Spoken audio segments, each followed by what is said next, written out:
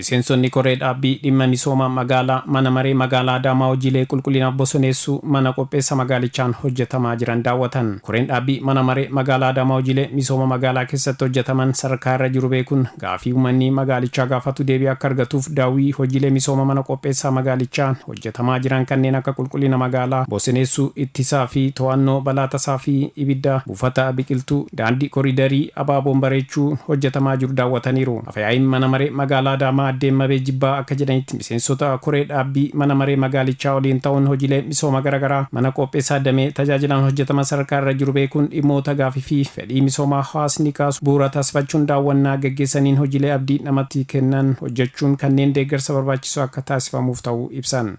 Keessattuu tajaajila hawaasaatiif kan ta'u damee tajaajilaatiin kan mana qopheessaadha. Qophii gannaa maal fakkaataa kan jedhu hojiiwwan gurguddaa ilaalaa dhufneerra. Akka mana mareetittis uummanni gaafiiwwan uummanni kaasaa ture yaaddoo uummanni kaasaa ture osoo ganni hin galiin dura hojiiwwan magaalaa keessatti hojjetamaa jiran magariisuun bosoneessuun akkasumas immoo qulqullinni magaalaa maal fakkaataa kan jedhu yeroo yeroodhaan ilaalamaa dhufeera. Kan bara kan ammoo adda taasisu sadarkaa magaalaatti kabajamoo kantiibaanis kallattiiwwan karooraan gadi buusantu jira.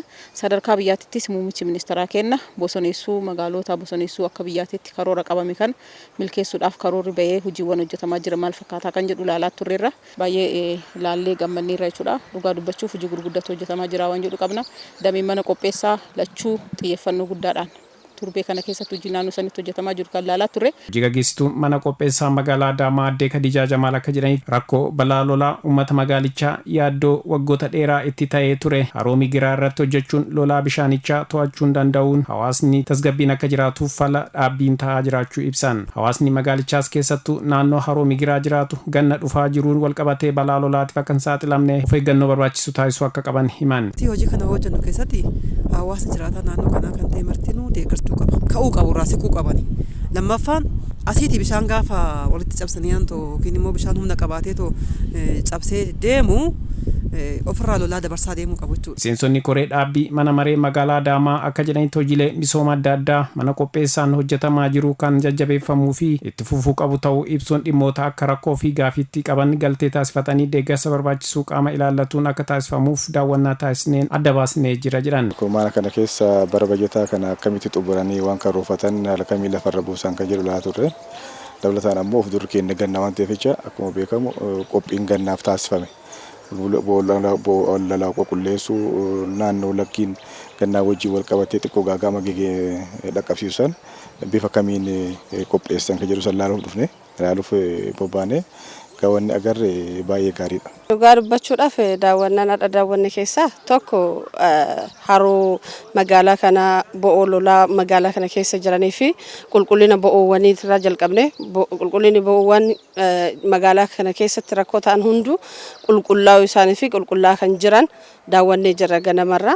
Kan itti aansinee ilaalle keessaa tokko biqiltuuwwan karaa gubarratti magariisummaan fi bishaan gahaa ta'e biqiltuu san kunuunsu naannoo sanitti jiraachuu arginee jirra. Sun waan baay'ee nama gammachiisu. Akka miseensa koree dhaabbisitti guyyaa har'aa wanti arge baay'ee waan nama gammachiisuu fi afaan guutee dubbachuu kan hin danda'u. Mana qopheessaa magaalaa Adaamaatti itti aanaanii fi itti gaafatamaan damee tajaajilaa obbo Habtaamuu Guzaa'uu xumura daawwannichaan booda yaada eebesiif kenneen akka jedhanitti akkaataa karoorfanneen hojiilee damee tajaajila fayyadamummaa hawaasaa keenyaa mirkaneessan irratti xiyyeeffatanii hojjechaa jiran miseensota koree dhaabbii mana maree magaalaatiin daawwatan dubdeebii gaarii kennuun karoora bara 2019 galtee taasifannee akka hojjennu kaka'umsa guddaa nutti uumee jira jedhan. Wantoonni isaan laalan keessaa dameewwan kana jalatti hojiiwwan babal'aadha kan laalanii. Tokkoffaarratti hojii magariisuu laalanii jiru. Itti aansuudhaan immoo hojii qulqullinaa kan laalamedha. Akkasumas immoo haroo migiraa kan laalan yoo ta'u, karaa biraatiin immoo karaa wabii nyaataatiinis hojiiwwan laalaman baay'eetu jira. Karaa ittisa balaatiinis hojii laalanii jiran jechaadha. Kanaaf wantoonni akka gaariitti ilaalan keessaa waan gaarii jiru san akka gaariitti waan immoo sirraa qabu jiraatamu akka sirreeffamu kan akka komantiin kennaniif kan laalaa oolle.